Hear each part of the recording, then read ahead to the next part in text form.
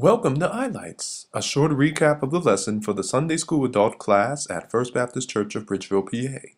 Today we'll summarize the lesson, A Messianic Priest King, from Jeremiah 23, Zechariah 6, and John chapter 19.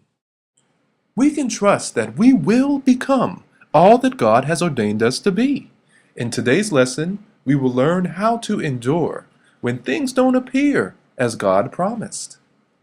Prayerfully, by the end of this lesson, we will observe how Jesus' humility amid suffering fulfilled prophecies made about him, trust that we will become all that God has ordained us to be, even if the road to our destiny is a humble one, and pray for strength to endure when things don't appear as God has promised.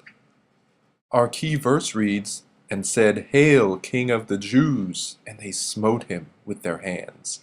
John 19, verse 3. Pilate was the sixth Roman procurator of Judea and Samaria. He held office for 12 years. This lesson also shows us the Jewish crowd that decided Jesus was a blasphemer and worthy of death. A few days before, a similar crowd had followed him through the streets and adored him with praise as the coming Messiah. The Jewish people looked forward to a coming Messiah who would bring their nation back to its former glory. This was supported by prophecies from the Old Testament, but at first glance, Jesus didn't fit the descriptions in any of these prophecies. He was lowly and rejected, suffered humiliation. He was led to death by crucifixion. The soldiers of Pilate mocked Jesus. And although these were acts of humiliation and suffering, they also brought him further to his destiny as Messiah. The coming Messiah was a king, but he was also described as a branch, which symbolized lowliness and humility. He was also supposed to be a priest and king, and through his death on the cross, he became a priest for all of us by offering up his own body as the final and ultimate sacrifice. As the Messianic priest king, Jesus is humble and lowly. These are unusual attributes for a king. It's also unusual for a king to be scourged. Yet Jesus endured this humiliation in order to be the Messianic priest king. He could endure the suffering because he knew the final outcome.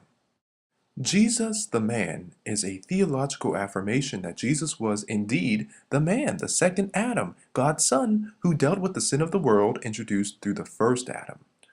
Indeed, behold the man who is the fulfillment of every Old Testament prophecy. Behold the man who was God's plan for mankind. Behold the man who was the face and heart of God. Behold the man, humbled, broken, bleeding, dying. Behold the man, resurrected and triumphant, the eternal King of Kings. Israel had long been aware of the prophets' predictions of a Messiah, but they envisioned a conquering king who would deliver them from the oppressive Roman rule. When Jesus came instead as a suffering servant, the Jewish leaders couldn't reconcile such a humble man with the grand military victory and liberation they had long entertained in their minds.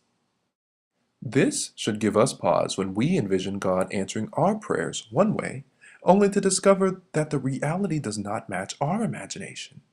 We should consider that perhaps God actually has answered our prayers, but in ways we have not considered, sometimes, in fact, in ways opposite what we think we want and need. Jesus endured mistreatment and suffering in order to see God's promises come to pass. There will be times where it feels like God is not there, and what he promised will not come to pass. These are the times we need to trust him the most. God's way is different than man's way. In order to get ahead and obtain what we believe is ours, the world says we must do it ourselves and let no one stand in our way. God says to trust him and endure hardship. It is hard to choose God's way because it involves pain and suffering, but it is definitely more rewarding in the end. We must remember to choose the way of humility and pray for patience to see God's promises come to pass. We've reached the end of this edition of iLights. If you had any questions, email us at fbcbsundayschool@gmail.com. If you're in Bridgeville, feel free to stop into our Sunday School adult class, Sundays at 9:30.